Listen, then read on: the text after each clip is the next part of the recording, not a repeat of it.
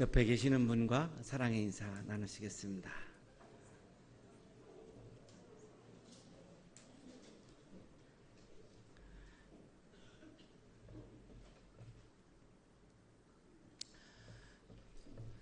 솔제니친이라고 하는 분은 20세기 러시아 문학의 최고봉으로 그렇게 인정을 받는 분이고, 도스토옙스키와 같은 반열로 그렇게 인정을 받는 그런 문학가이기도 합니다.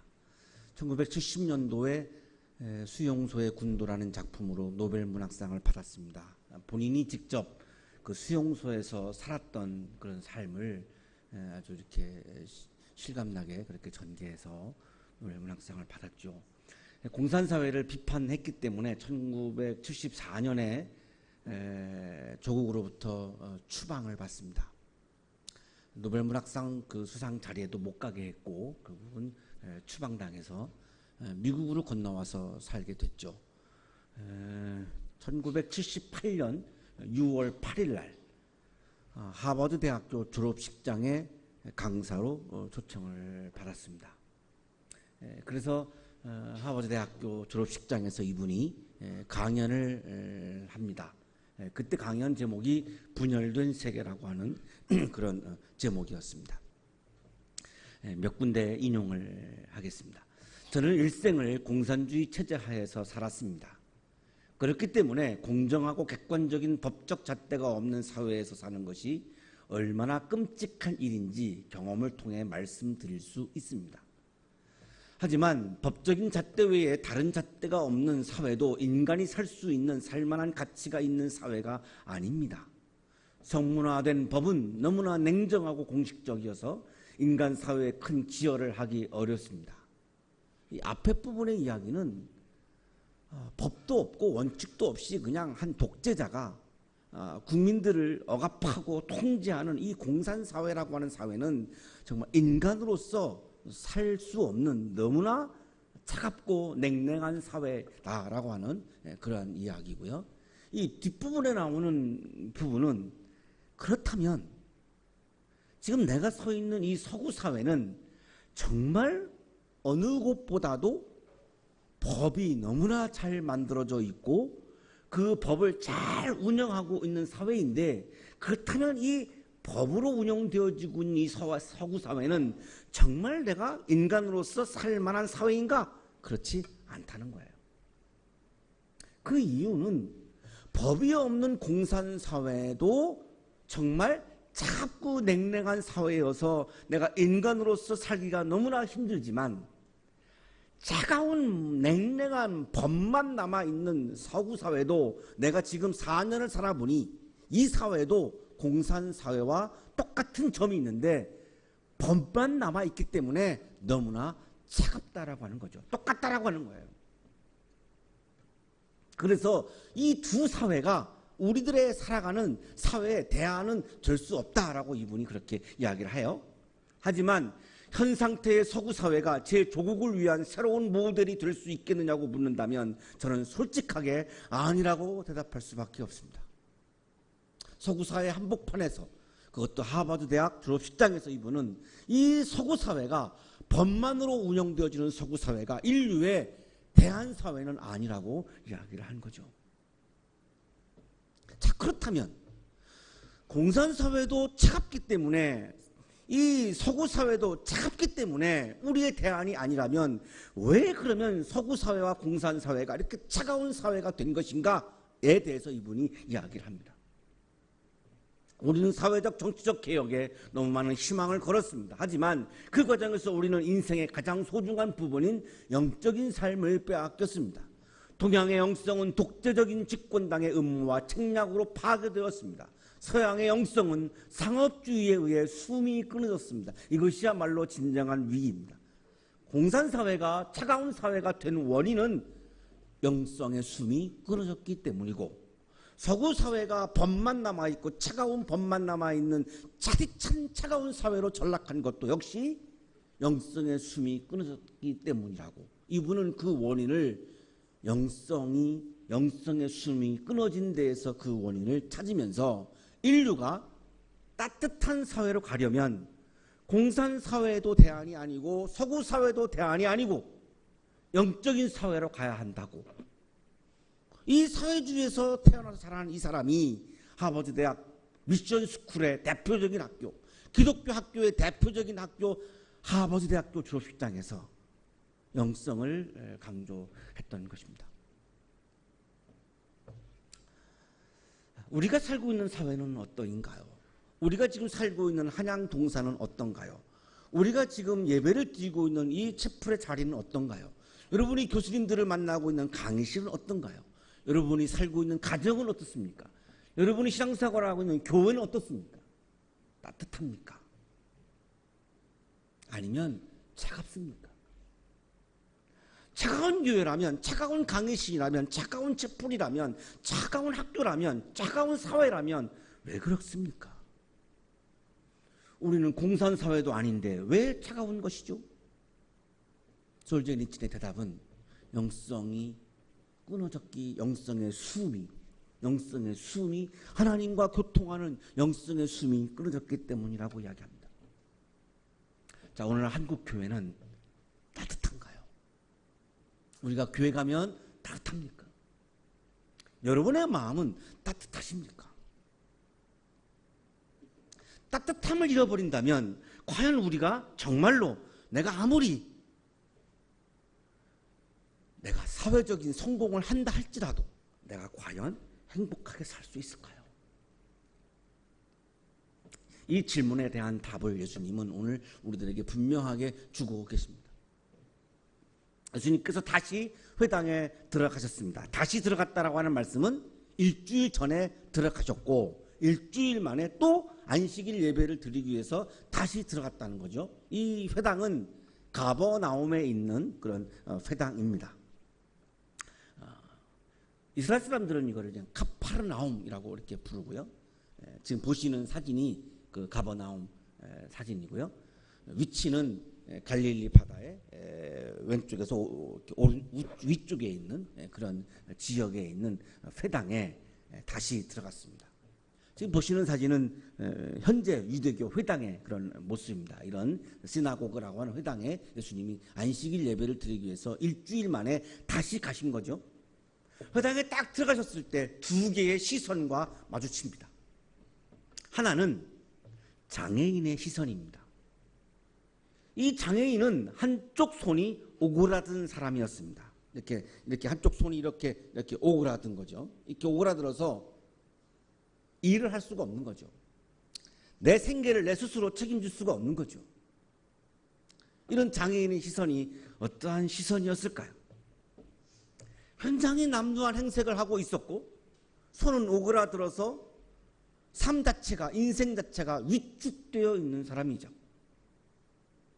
말도 못해요. 너무나 위축되어서 사람들이 있는 이 회당에서 예수에게 뭔가 말하고 싶은데 말을 못합니다. 위축되어 있기 때문에.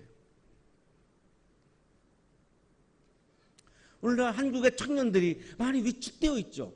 말을 잘 못하죠. 할 말을 하고 살아야 되는데 그게 인간적인 삶인데 할 말을 잘 못하죠. 왜냐하면 위축되어 있어요.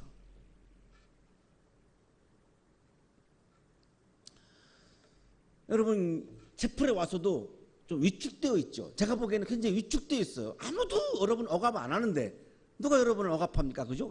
여러분 그냥 마음을 좀 펼쳐서 노래도 하고 뭐 얘기도 하고 고백도 하고 악기도 불고 뭐 막 이러면 그게 채플의 자리인데 뭐가 위축되어 있어요. 거절을 못하는 눈빛이 보면 인정을 하는 것 같은데 근데 그의 눈빛은 뭔가를 예수에게 호소하고 있는 거죠.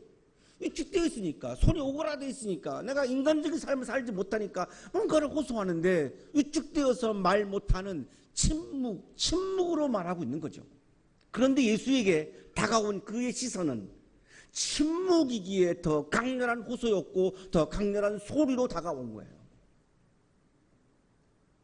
자꾸 뭔가가 도와주고 싶고 하는 것이 청년 예수의 따뜻한 마음이에요. 뭔가 이 사람을 도와주고 싶어요. 이 위축된 것으로부터 해방해주고 싶은 거예요. 좀 신나게 사람답게 살게 해주고 싶은 마음이 막 드는 거예요. 이게 청년 예수가 지녔던 따뜻한 마음이에요. 그런데 두 번째 시선이 있는 겁니다. 문제는 예수를 고발하려고 안식일에 그 사람을 고쳐주시는지를 보려고 예수를 지켜보고 있는 아주 차가운 시선이 있었습니다. 바리새인들의 시선입니다. 율법학자들의 시선입니다. 법을 지키는지 안 지키는지를 보는 거죠. 교통순경이 숨어서 우리가 운전하고 있으면 숨어서 우리를 막 이렇게 잡을 때 있죠. 그런 아주 차가운 시선이죠.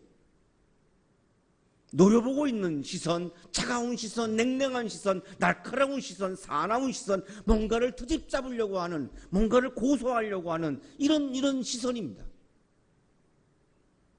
안식일법은 안식일에 일하지 말라는 법이죠. 안식일에 일을 하면 안식일법에 걸려요. 실정법에 걸려요. 율법학자들이 유권 해석을 내렸어요. 안식일이라 할지라도 생명이 위급할 때에는 그 생명을 살리는 일은 해도 된다라고 하는 유권 해석을 내렸어요. 그런데 지금 이 사람은, 손이 오그라든 사람은 생명이 위태한 상황이 아니에요.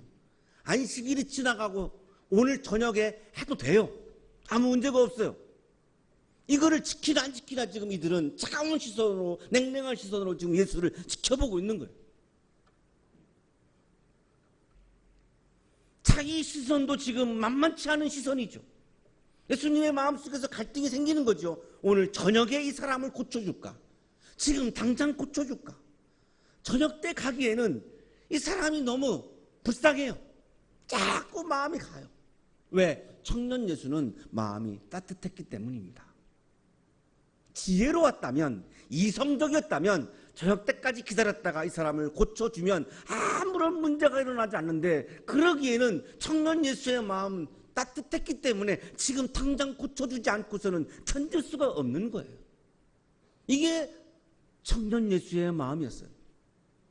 자, 청년은 어떤 사람입니까? 마음이 따뜻한 사람입니다.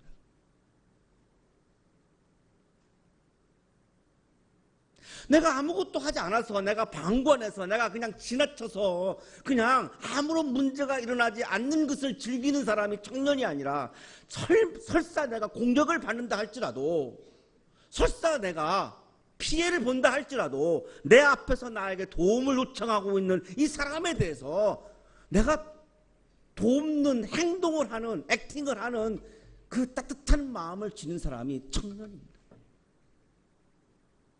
청년들이 있는 곳에는 따뜻함이 이루어져야 하는 거죠. 청년들이 있는 강의실은 따뜻해야 되고, 청년들이 있는 사회는 따뜻해야 되고, 청년들이 모여있는 모임에는 따뜻해야 되는 거죠. 그게 청년이에요. 이 두 가지 시선 앞에서 예수님이 더 마음이 가는 것은 내 도움을 요청하는, 손이 오그라든 그 사람이었습니다. 그래서 위험을 무릅쓰고 공격당할 것을 무릅쓰고 손이 오그라든 사람에게 말씀하는 거죠. 일어나서 가운데로 나오너라. 예수의 창조적 발성, 창조적 소리, 침묵의 진공을 가르는 창조적 소리였어요. 에게이레 에이스토 메손, 이렇게 말씀하신 거죠. 헬라어로 arise into the midst, 한가운데로, into, 한가운데로, 중심으로 일어나서, arise, 일어나서 한가운데로 나오라.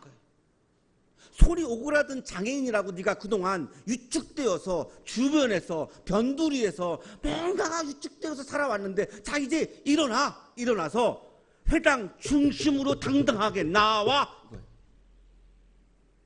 위축된 인생을 살고 있는 그 사람에게 중심에 나와서 당당하게 살게 해주고 싶은 것이 예수의, 청년 예수의 따뜻한 마음이었던 거예요.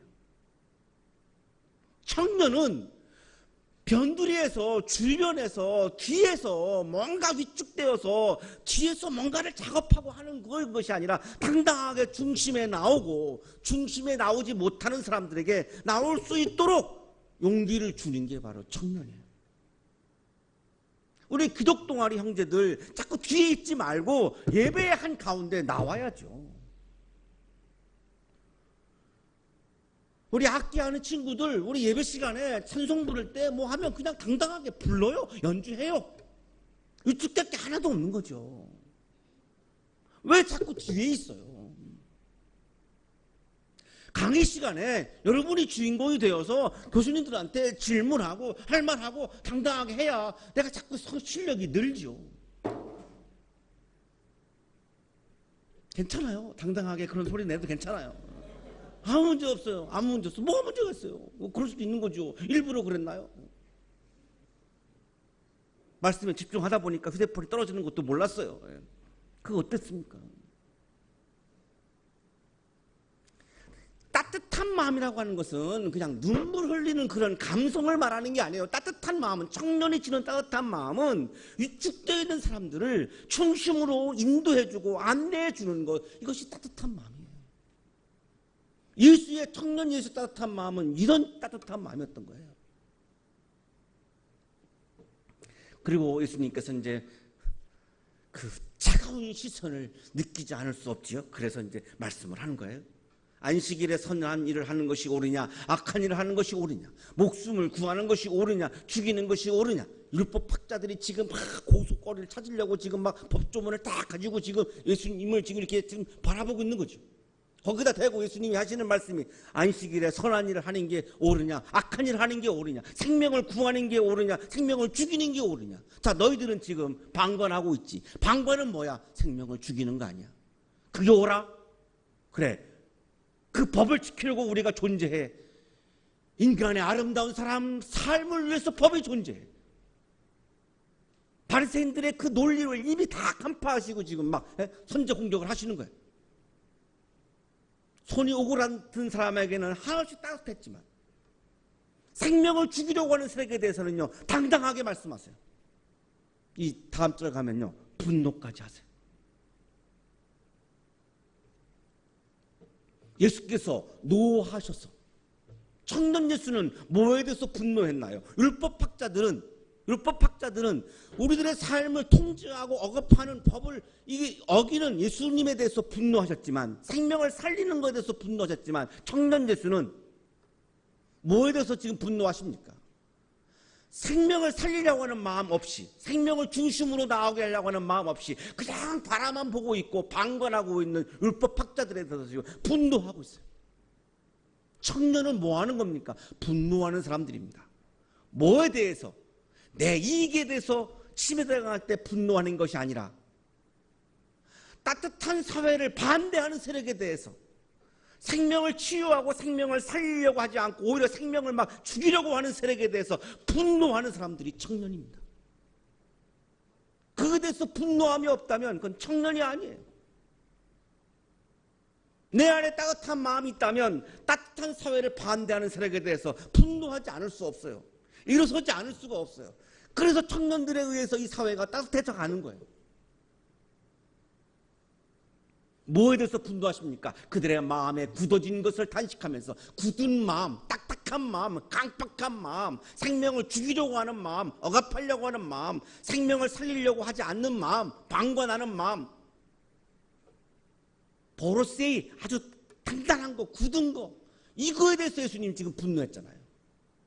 5절 보세요. 예수님이 분노한 거예요. 뭔가 청년이 분노한 게 뭔가, 딱딱한 사회, 차가운 사회에 대해서 청년 예수는 분노했어요. 우리 한국 사회가 차갑다면 청년들이 분노해야 되는 거고, 한국 교회가 지금 차갑다면 청년들이 분노해야 되는 거죠. 왜? 예수가 그렇게 하셨거든요. 손이 오그라든 사람에게 예수님 말씀합니다. 손을 내밀어라. 에크테논, 밖을 향해서 내 손을 펼쳐라. 자, 위축된 영혼을 향해서 지금 예수님이 손을 펼쳐라고 하신 말씀 이유가 뭐냐면, 손과 함께 네 마음과 네 영혼과 다 이제 꺼내가지고 확 펼쳐라. 중심으로 나오고 그 다음에 나와서 그 세상 한복판에서 중심에서 위축된 내 마음을, 내 영혼을, 내 삶을 다 이렇게 펼쳐라. 펼쳐라. 이게 그 사람을 향한 예수님의 따뜻한 마음에, 그 사람의 존재를 확장시키고 싶은 거예요. 서로가 서로의 존재를 위축시키는 사회가 아니라 서로가 서로의 존재를 확장시켜주는 사회가 따뜻한 사회죠. 청년 예수가 실행했던 하나님의 나라는 우리의 존재가 위축되는 것이 아니라 우리의 존재가 펼쳐지고 우리의 존재가 확장되어지는 나라가 바로 예수께서 지향했던 하나님의 나라였던 거예요.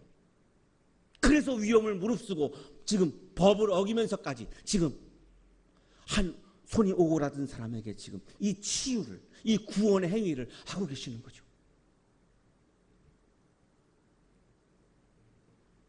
그러자 바리새파 사람들은 어떻게 합니까? 바리새파 사람들은 율법을 중심으로 한 사람들인데 헤롯 당원들과 함께 예수를 없앨 모의를 해요.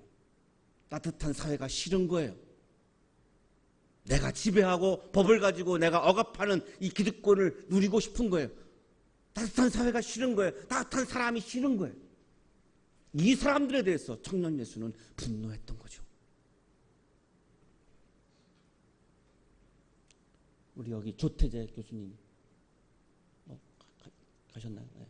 우리 율법 학자신데 저기 계시네. 우리 조태재 교수님은 따뜻한 율법 학자십니다.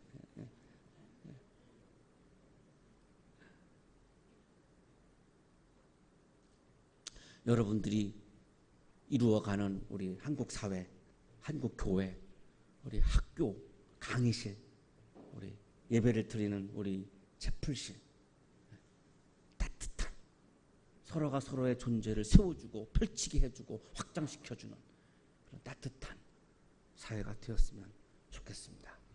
기도드리겠습니다.